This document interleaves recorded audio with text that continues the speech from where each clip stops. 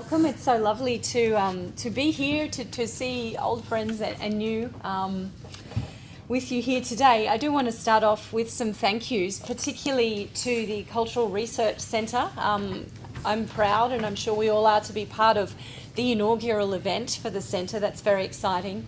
Also to the ARI, the Asia Research Institute, here at NUS, for giving me the chance to be here, and particularly to Professor Audrey Yu, as she says, long-term colleague and good friend, for her invitation and the chance to participate.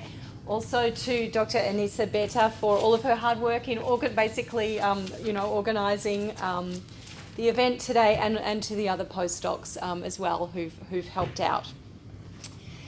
So I want to start off by showing you a couple of clips from some media articles which link together these terms: citizenship, digital media, and Chinese people overseas, in particular kinds of ways that I think are representative of the ways these terms might be linked commonly today in the Anglophone West, maybe particularly in the United States and in Australia, in the context of what some have called the emergence of a new kind of Cold War logic in thinking about the influence of China abroad. So both of these articles, which I'm quickly showing you now, appeared in major newspapers, in the New York Times and in the Australia's national newspaper in the past 18 months. They share in common, as I'm sure you can see even from the very fast way I'm showing them to you, a deep mistrust of Chinese mobile media, Tencent's mega app WeChat in particular. They frame the relationship between citizenship and digital media in terms of a strongly national or even nationalist narrative, in this case a kind of Australian nationalism, a narrative of national security, of the rights of national citizens, and of the ways in which both of these are supposedly imperiled by the presence of Chinese people, Chinese digital media, and thus it is assumed Chinese national interests within the Australian national territory. These articles feed into a still flowing current of what I would call paranoid nationalism, even as I've said, a kind of Cold War style paranoid nationalism in Australian public culture today, whereby all things Chinese seem to be falling under suspicion of being pawns of the Chinese Communist Party, intent on the ideological takeover of hearts, minds and territory in Australia, whether that be by means of infiltration by student spies, allegedly, by commercial land acquisition, by bribery of Australian politicians who seem to be particularly open to that, or, as in this case, through the techno-political affordances of a smartphone app. This political anxiety over so-called Chinese influence is the flip side, I think, of the economic opportunism that sees Australia's engagement with Asia particularly or principally in terms of market outcomes, and has resulted in Chinese students being welcomed onto Australian university campuses in ever-increasing numbers. The most recent statistics show that there are about 160,000 such students studying in Australia currently. They're welcomed as consumers of Australian education export. It's a very confusing term. It's called education export, even though the students are onshore with us in Australia. So this is one possible framing of transnational Chinese digital media in relation to questions of citizenship. But today, I'm not really going to dwell on that framing. I want to instead consider some alternative ways that we might approach the question. This slide here is a photo of a student apartment in Melbourne's inner suburban north, in the suburb of Carlton.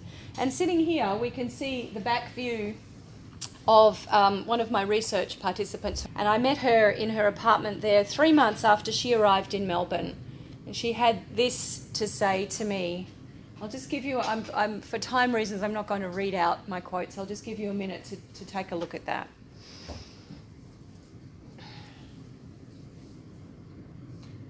So she's essentially talking about having arrived in Melbourne, being disconnected from her digital communicative networks and as a result, really being unable to function until she got reconnected.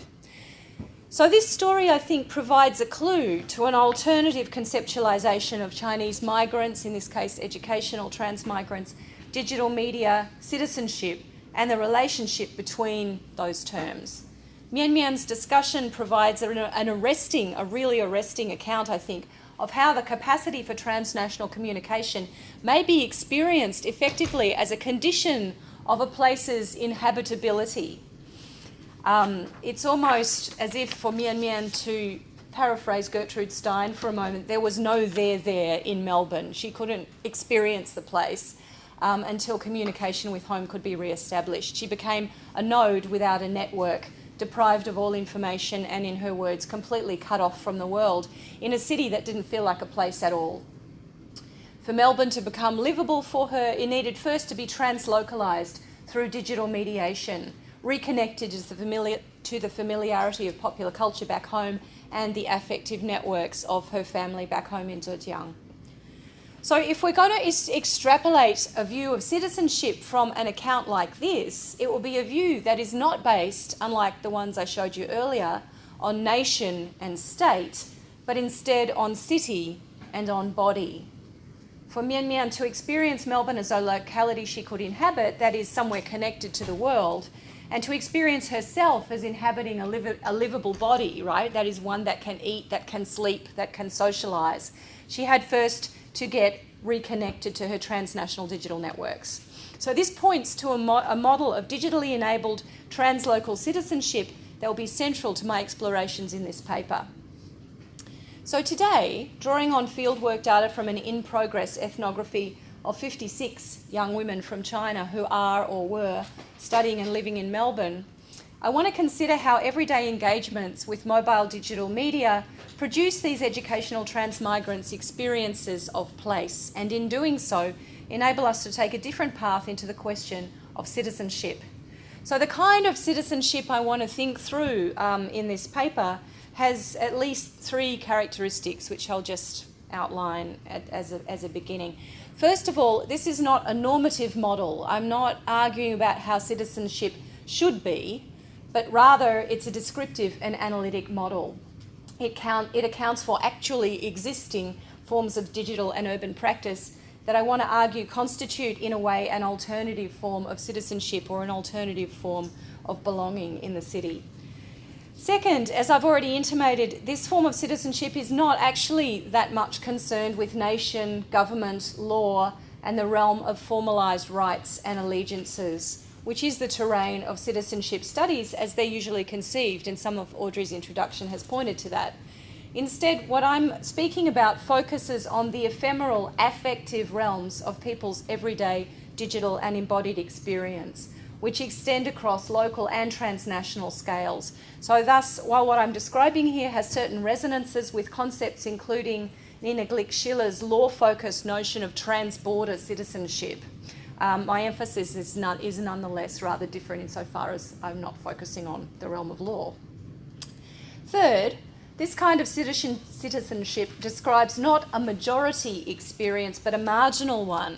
It describes the ways in which a particular minoritised group inhabits and produces a city. Chinese international students are excluded from social life in Melbourne in a multitude of ways, which I won't belabour today, but I could. There's a lot to say about that.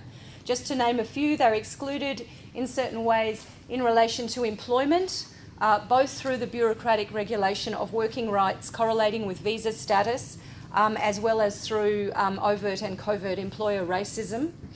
They are excluded in relation to campus sociality in universities by indifferent and sometimes hostile domestic students, not to mention occasionally also staff, and a higher education sector that I would argue has yet to systematically address their educational needs in some cases. They're excluded in relation to their right to the city, by outbursts of racist abuse in public space, which are rather commonly experienced. And they're excluded vis-a-vis their relationship with the Australian state, I would argue, because it interpolates them largely as consumers rather than as a migrant population entitled to social and settlement services like any other migrant population. those responsibilities are pushed onto universities rather than directly through government.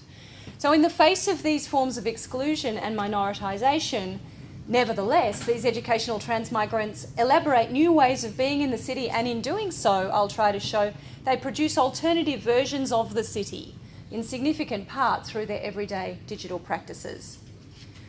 So I guess what I'm doing today, just to sketch in a little bit of conceptual background, is wanting to reject a popular dichotomy in which embodied experience is understood as standing in conceptual opposition to technological mediation. Instead, I'm assuming, along with a lot of scholars in a range of fields, from urban studies and other aspects of cultural geography through to new media studies, media sociology and other fields, that embodied and mediated engagements with place are constitutively intertwined, and that these engagements in a central way kind of produce the experience of place and thus produce the place itself. So my central contention is that a significant part of what makes, in this case, the city of Melbourne for these inhabitants, or we might say how they make it, is a proliferation of translocal media connections. I want to demonstrate how for these residents, the city is fundamentally shaped by the thoroughgoing mediatisation of everyday life, especially in the kinds of social media accessed through smartphones, to which Mian Mian referred in the quote you see here. So I am going to not subject you to the whole theoretical background. I'm happy to do that in questions if you like, but I'm sure many of you are extremely familiar with that. Except to say that we're kind of looking at a convergence of opinion across the fields I've mentioned, whereby media influence our experience of place, not simply at the representational level, insofar as media represent different places to us and enable us to imagine those places and relationships with those places, but more than that, that the ubiquity of mobile and ambient digital media, including communicative technologies like smartphones, conditions our experience of localities at the most basic experiential level. So in the words of Ash Amen and Nigel Thrift in their recent book, what they call the human membrane, which is the interface between outward perception and inward consciousness, which constitutes human experience, has been technologised, with a range of effects for the ways in which subjectivity, place, and a sense of oneself in the world, become transformed. More specifically, I want to highlight ubiquitous media connections may intensify the effects of translocality, so that the places we inhabit come to feel less and less territorially defined and more marked by their interlinkage into expansive networks of other sites near and far. So it's this process to which I want to now turn as I consider what I call the appification of my study participants' everyday lives in Melbourne, through a discussion of the digital platforms that they habitually engage. So in the initial stages of my research project back in 2015 and the pilot study in 2012, in which I followed participants as they planned the move from China to Australia and went through the process of setting up a life in Melbourne, one platform cropped up extremely frequently as they made that plan to move from one place to another. It's this website, Yi Wong. It was originally a website when I began the project and a WeChat subscription account. Since October 2016, it's also become available as a dedicated phone app. So EE, as you can probably see here, is a classifieds platform, essentially set up by members of Australia's mainland Chinese diaspora. And it enables student migrants to do particular things connected with their movement from place to place, specifically to negotiate rental leases on rooms in Melbourne prior even to leaving China. So many of my participants did this. I would ask them, where are you planning to live? And they'd say, well, I've already sent the bond to a landlord in Australia, and I found the room on Yi Wong. And they sort of arrive and they're already set up in this kind of a way. In another example of translocalised media practices, During 2016, a number of my participants began doing occasional paid work for a Chinese online business called Jojo2 or Zhongzhongtu, and you can see the screen grab here. I should point out that this, if you Google or search for this now, this has since morphed into a different kind of app. It's got the same name, but it's now a Shanghai-based fine dining app. But it was for a couple of years. It operated in the way that I'll describe. This company enabled people arriving in Australia, whether they were coming as tourists, as international students, as business people, or as migrants, to be temporarily hosted by a Chinese international student who would help them find their way around the city and perform certain services for them, particularly English Mandarin interpreting. So that hosting might take the form of basic services like meeting travellers with a taxi at the airport, helping them buy a local SIM card for their phone, or recommending a good restaurant. It could also extend further into helping them open a local bank account, peruse real estate, buy property, negotiate school and university enrolments, negotiate the migration process or application. The incoming jobs from the company were sent out digitally to signed up student hosts via a WeChat integrated mini app, and the hosts kind of grabbed the jobs as they came through on their feed. The company was located in Shanghai, and the hosts were paid in renminbi via electronic transfer into their WeChat wallets. So one of my participants, for example, who I'm calling Iru, told me that she earned 1,000 renminbi, or about 150 US dollars, for 10 hours work for Jojo2 over 2 days. She hosted the family of a young man from Xi'an who was arriving to commence tertiary study, while his uncle and aunt, who were with him and their young child, explored immigration possibilities. Online gaming is another form of translocal media practice that's popular with student migrants. It does seem to be even more popular among men than among women, but a handful of my participants, all of whom are young women, were keen gamers as well. So Xiaojuan, who was 24 from a third-tier city in Jiangsu, came to Melbourne from her university on a one-year exchange program in art markets. And we can see a quote from her here. She especially enjoyed the friendships that she made through gaming, as we can see in the quote, saying it let her meet people from all walks of life rather than just the students she met at university. So the translation I've got here is edited from our WeChat interchange that we did after she'd actually returned to China, when I asked her to tell me more about her gaming practices while she was in Australia. So she's sort of describing those gaming practices and who she played with. So the interesting thing about this quote is that she's, in a sense, travelling back into the Chinese region in order to play, because the standard of play in the Australian region is too low.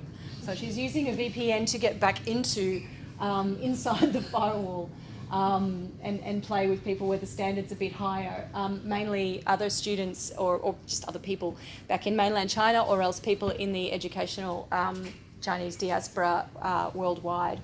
So her discussion of her own and her male friends' online gaming practices clearly underlines the function of gaming in maintaining social ties between China and its student diasporas. Although she was geographically located in Melbourne, she and her friends interacted via the games mainly with other players inside China or elsewhere in the diaspora, as I've said. For her, aside from the solvable inconvenience of geo-blocking, gaming simply didn't have anything to do with geography, and you can see that in the screen grab I have there. But the app that has been the most ubiquitous and shaping presence throughout the lifetime of this project, and indeed it forms a major and central research tool for the project, is WeChat itself. Released by China's Tencent Holdings Limited in 2011, by 2017 the WeChat mega app reported 938 million monthly active users. I should update that for 2018. It's gone higher since then. And it's among the top smartphone apps both within China and among Chinese students abroad. In a recent survey that I was involved in conducting among Chinese-speaking international students Australia-wide, on a different topic, right, but actually on sexual health, but as part of this survey, we asked them about online activities. In this survey, we can see an incredible statistic. 97.5% of 555 respondents opened the WeChat app several times a day. And if you just peruse those numbers, you can see how far it outshadows any other kind of app or online platform that they're using. It's far above Weibo, which is probably the second one. It far outweighs the popularity of that. It's clearly their most favoured social media by a wide margin. WeChat's popularity, which I witnessed growing steadily through the years of this project since the 2012 pilot study, rests on its smoothly integrated panoply of functions. Just to name a few, I'm sure you're familiar with this. It bundles together one-to-one and group messaging, audio and video call options, a wall feed, so it's sort of like a Facebook feed a little bit, subscription feeds delivering a range of information and commercial products and services, online shopping, payment functions, a geolocative function for finding friends, a shake function that facilitates hookups or sexual encounters, integrated games, the capacity to send red packets on celebration days, user interfaces for a range of government services and community services within China, and every day it seems to integrate even more functions. The way the Chinese student community networks internally in offline life in Melbourne, where we see co-national students, for example, sharing flats together, taking the same courses, working in the same businesses, is reflected in their WeChat connections. And during the life of this project, I've had the opportunity to witness the development and intensification of this digital network unfolding in real time, in the sense that I added people one by one to my WeChat contacts. I now have about 300. And when I added them, they were largely from different contexts from each other. So some of them were participants, some of them were my students or former students, some of them were research assistants, some of them were young researchers working in this field that I met at conferences or whatever, some of them were people working in student services, all different walks of life and who didn't know each other initially. But the way that the privacy functions work on the WeChat Moments feed, you may know, means that people can't interact there. They won't actually see each other's contributions unless they already have a WeChat connection. So if I post a photo and person A comments on it and person B comments on it, they won't see each other's comments unless they're already connected. So it's a lot different from Facebook in that way. So when I began, I could see with the students arriving in Melbourne that they mainly didn't kind of know the other people that I had in my feed. By now, it seems like everyone knows everyone and they're all commenting on each other's comments and have elaborated a dense and tight social network which is visible through the app. So this contributes to a kind of offline sense of Melbourne as a sort of a small place, like a village where everyone knows everyone within this particular social scene.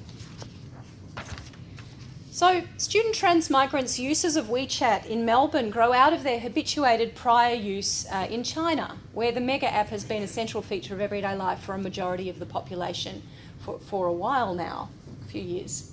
Media scholar Sun Wei at Fudan University has developed probably the richest theorisation to date of the social and philosophical implications of WeChat's ubiquity in contemporary Chinese social life. She extrapolates from Heideggerian phenomenology an understanding of both place and subjectivity as produced through everyday practical engagements. And she proposes that WeChat's pervasive mediation of both spatial experience and social relations means that it can be understood to constitute what she calls contemporary Chinese people's being in the world, right? The Dasein of contemporary Chinese people. She underlines the specificities of WeChat that set it apart from both traditional media and other forms of new social media like Weibo. These include its portability via smartphone, the centrality to the typical user experience of multi-user groups, right, Weixin or WeChat groups, based on personal acquaintance or affiliation, and the app's convergence of virtually all the forms of signification and functionality available in other forms of old and new media. Based on these characteristics, Sun argues that WeChat enables the emergence of three phenomena. The mobile scene is the first one, 移动场景, which she theorises as a melding of physical and virtual spaces to produce a new syncretic type of scene that is mobile, both insofar as it is carried with the user wherever she or he travels, and insofar as it enables experiential mobility between different types of scenes. Secondly, she writes about practiced place as something that is enabled through the app, 实现的地方, which is a globalized sense of place that is produced through people's everyday engagements with the app, and I think is emblematized in the opening screen graphic, where you've got the blue marble and there's the individual kind of face-to-face with the global imaginary. Thirdly, she writes about the nodal subject, or 节点主题, a subject that wields technology instrumentally, that doesn't do that but rather the one that is brought into being as a function of the multiple interweaving media technological networks into which she or he is connected. So it's not someone who picks up technology and uses it, but somebody that, or an entity that is produced through the coming together of media technological networks, much as Mian Mian described herself in the section that I quoted for you earlier. So for my purposes, what is most interesting is Sun's account of the mobile scene, which I'll put up here for you. And here's where she outlines the two senses of mobility. The first one, travel between physical spaces. The deeper meaning, though, is this shuttling between multiple scenes, including physical scenes, mass media scenes, friendship circles, and so on. So producing this kind of juxtaposition, crossing and integration of different, qualitatively, even seemingly incommensurable forms of scene becoming integrated. So the mobile scene, in other words, is an assemblage of images, sounds and social relations and affects that's composed and recomposed moment to moment through users' WeChat enabled interactions through texts, graphics, voice, video and so on. So let me think of how to get to, yes, my key point that I really want to take from Sunwei, one of them, because this theorisation of WeChat as a new kind of being in the world is in fact immensely useful for the ways in which I'm wanting to rethink digital citizenship here. But I think two notes are in order before I come to that. First of all, Sun's article in fact assumes a Chinese national framework throughout, even though it's one that's complicated by the mobile scene's capacity to transcend borders and scramble conventional geographies. Her ultimately optimistic conclusion to this article is that WeChat produces an imagined collective of co-present liveness, creating a wholly new sense of coexistence for human society. So she's appealing there to the generic human. Nonetheless, the framing of her analysis in general is wholly in terms of the Chinese nation. And elsewhere in the article, she presents WeChat as a technology transforming social life and subjectivity in the Chinese mainland specifically. So I'm particularly interested in thinking about, well, I take her point, this is where the app has had its biggest impact, but what if we extend these considerations to think about users who are living and working and moving and studying outside of China? In this case, the user herself becomes physically mobile at a transnational scale and yet continues to participate in a WeChat-enabled mobile scene that is characterised by Chinese language interactions and peopled overwhelmingly by others of her own ethnicity and nationality, wherever they might be located. So, key question, how will personal transnational mobility intersect with WeChat's proto-national mobile scene? Second, I think there may be a need to extend Sun's reflections to cover not just one app, even though I take her point that this app is very special and is different from other apps. Nonetheless, people do, in reality, in daily life, continue to engage with bundles of platforms and not just with one. Indeed, when I was discussing with my study participants via our WeChat group, Sun's argument that WeChat groups may give rise to the sense that one's friends are constantly following one through the times and spaces of everyday life, and that's one of her key points, this sense of friends kind of hovering around you, wherever you go. So I raised this idea with my participants, and Xiaojuan, the gamer, said, yeah, I feel exactly like that about my gaming buddies, but they do it through a QQ group, not through WeChat, because that's where they happen to interact. So examples like that remind us that it may be useful to approach people's communicative engagements not based on discrete platforms, but rather through the lens of polymedia. new media as an environment of affordances, in the words of Madianu and Miller in their 2012 classic article on polymedia. In other words, new media's mobile scene may be the result not of WeChat alone, but of a polymedia bundle that in Xiaojuan's case also includes online gaming, QQ, Weibo, and other platforms. So thus far, the material I've been presenting to you, both the theoretical material from Sun and the fieldwork data from the story like Xiaojuan about how geography doesn't matter in her online practices in some kinds of digital media, might seem to support just the kind of panic narrative that we saw in the newspaper articles I referenced at the beginning of this talk. Do transnational mobile media like WeChat, gaming, Jojo2, EE and others enclose student transmigrants into a fragmented media sphericule that is sort of damagingly distanced from Australian public life? Do they represent simply the extension of Chinese national influence abroad by digital means? These seem to be the questions that people are currently very interested in this field. But I proposed at the start of this paper that if we approach the question of digital citizenship from the point of view of people's embodied inhabitations of urban and suburban space, a different picture may emerge. And I want to now explore this in some more specific detail. So in an earlier article that I co-authored with Fazal Rizvi, we focused in depth on the translocal character of new social Chinese media in Melbourne. WeChat, Weibo, QQ and others are apps developed in and run from and regulated from China, and they are populated by many of the student migrants' contacts and familiar media contents from back home. And yet they're often engaged, and this is somewhat in distinction to online gaming, which despite mobile phone appification is still largely done on desktop or laptop computers. These other apps are often engaged in public space. So as you move through the spaces of the city, you have it on your phone and you're interweaving, in a sense, your experience of the city and mobility through the city with the use of the app. So we kind of had a little theorization of this notion here, such that space gets fundamentally reconditioned by this sort of hybridization of the digital and the physical world.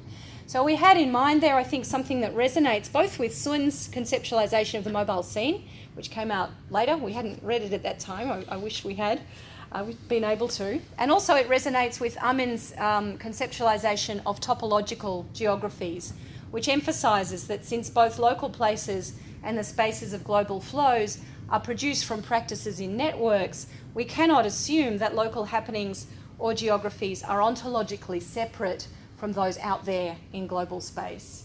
So he advocates this reading of spatiality in non-scalar terms as a result, because of the affordances of new and digital media to juxtapose spaces in a really thoroughgoing way.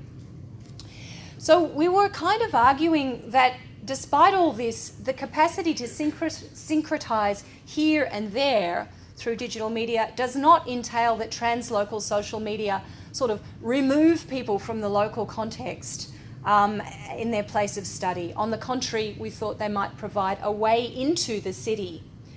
In Sun's terms, these overseas users' mobile scenes integrate elements of Melbourne locality and to a significant extent become localised, both spatially and socially, in the Chinese educational diaspora in Australia. So illustrating this, among the most widely used features of apps like WeChat and Weibo are those that extend student migrants' socio-spatial connections by helping them to navigate the micro level of urban and suburban geography.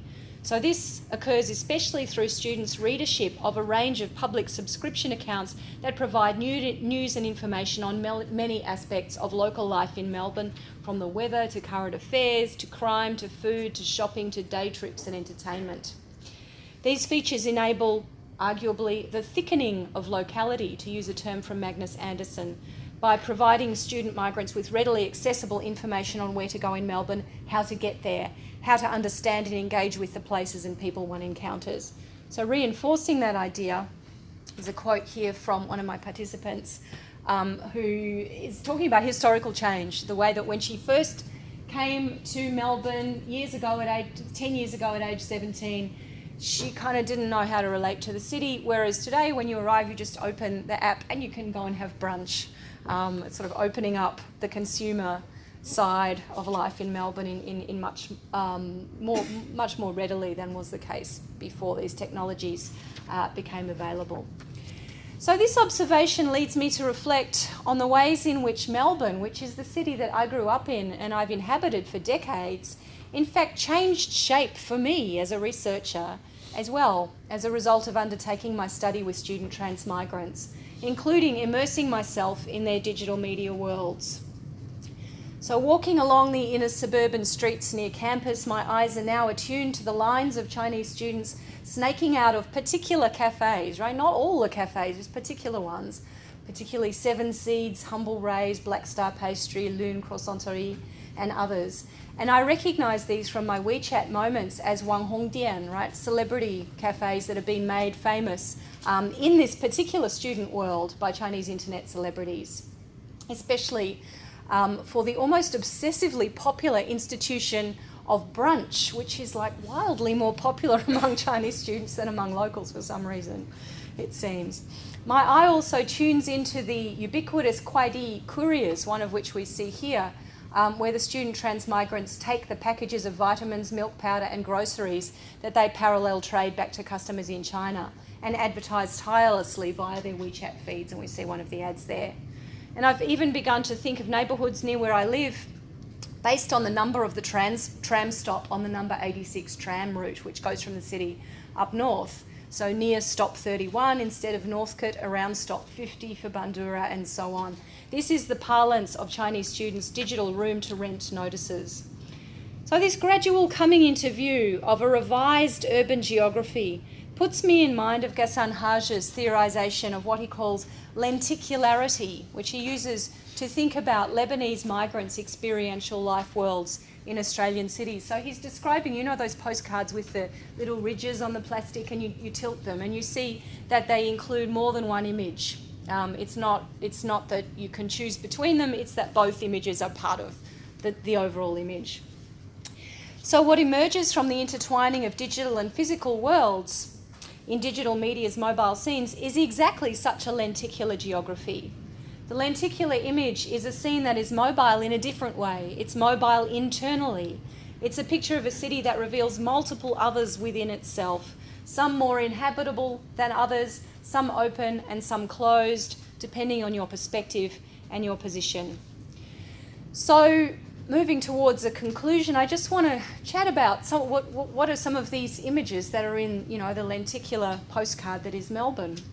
The visions of Australian cities and localities that take form in student transmigrants' own social media representations are also themselves multiple and lenticular. I've already touched on what I will call the consumer city, dominated by the aesthetics of endless camera-ready brunches and tourist trips inside and outside the city with friends. The logic of the consumer city, which I've tried to capture in this slide a little bit, echoes the interpellation of these mobile middle-class young people by government and institutional discourses, both in China and in Australia, that relentlessly frame them as consumers rather than as participants in civic life. So that's reflected then in the way they represent themselves and the way they experience the city as a zone of consumption. The city of parallel trading, or Daigou, meanwhile, is a city of micro-entrepreneurship. And these are some ads from one of my participants' feeds, dominated by the inside of supermarkets and discount chemists, where the parallel traders take careful pictures of their own hands. That's my participant's jade bracelet. She tries to include that in the picture to authenticate the goods, right? I really am in Australia. I really did buy these goods here. They're not goods from China, which might be counterfeit or might be contaminated with toxic materials. So it's a kind of authenticating photograph of the body in the location. Third, there is the reflexive affective city, a place where particular sights, tastes and atmospheres set off chain reactions of inchoate affective association, and people's feeds become saturated with longing. We see here Annie's post about Fitzroy, where She wants to climb outside of her world, like the plant on the balcony there. Or they might be saturated with different kinds of affect, such as nostalgia. As we see here, eating a steamed bread made me homesick, living in Melbourne winter but missing summer in Chengdu. These are from Instagram, which is also a very popular platform with my participants, increasingly so. Affects like love, here's one on that theme. And other affects that are much harder to classify, and I guess these kinds of social media platforms lend themselves to these kind of vague, affective kind of ruminations in a very clear way. Finally, though, there's the city of fear, when the effects of racist attacks and other violent street crime send instantaneous digital ripples through the whole community and lead to people holing up in their apartments, avoiding being out at night and becoming intensely fearful of moving alone through the city and suburbs. And sadly, this is a dominant state for many of my research participants currently in Melbourne, following some racist attacks in Melbourne and Canberra in the last year or so. So this paper is a work in progress, and I hope you'll bear with a conclusion now that can hopefully spur our further discussion rather than definitively concluding on the questions I've been speaking through over the last 40 minutes. I began this paper with two different models of citizenship, and I'd like to return to those now in closing. The kinds of digital world making that I've considered today can be framed in two very different ways depending on which approach we take. On one hand, these practices with the co-national social clustering that they entail have been interpreted by some as evidence of a digital extension of the PRC's state and thereby a threat to the integrity of the Australian nation. According to this view, student migrants and other migrants cluster together, including in their digital media worlds, because their values and interests are different from our own, essentially. But as I hope is fairly clear by now, such a framing leaves out two crucial considerations. First, it disregards the reality of social exclusion that drives educational transmigrants into their own micro-worlds, both online and off, in search of friendship and social support. Secondly, in its obsessive centering of the national, it forgets the unavoidably transnational dimensions of belonging for increasing numbers of people in the world today, including, but by no means exclusively, for migrants. So as I've tried to show, today transnational digital media are a prerequisite for Chinese student transmigrants to make a livable life in Australian cities, to develop an alternative urban geography where one's right to the city is in fact imaginable and is practiced in particular ways, and is interwoven, as is one's very subjectivity and consciousness, with one's belonging across multiple spaces and communities, both local and transnational. So to return to the question I raised earlier by way of Sunway, how will personal transnational mobility intersect with WeChat's proto-national mobile scene? I've been trying to show throughout this paper that much, if not most, of what my study participants do with mobile digital media, including WeChat but also other platforms, is not inherently or essentially national, although it could be mobilised for national purposes. But instead, in most participants' everyday life uses of mobile social media, questions of the state and the national are backgrounded in favour of all-consuming absorption in the local, or more precisely, the translocal, the micro-level material and affective textures and feels of specific places where one is, or that one remembers, stretching across and bringing together Melbourne and back home and other places transnationally. A steamed bread, some leaves, a friend, a cup of coffee, a cloud, a snatch of melody, the view out of a city window. If we can see this form of digital as a form of digital citizenship, then it's less about the abstract entity of the nation than about a meshing of multiple senses of social and spatial belonging and unbelonging. The mobile scenes of digital social media connect the everyday, embodied experience of locality with connectivity to a transnational level of culture, most of the time simply bypassing the national altogether. Such a conceptualisation of what I'd like to call translocal digital belonging may hold resources to help us rethink the relationships among citizenship, place, mobility, and subjectivity and cities in ways that I think are, in fact, quite urgent for our times. Thank you.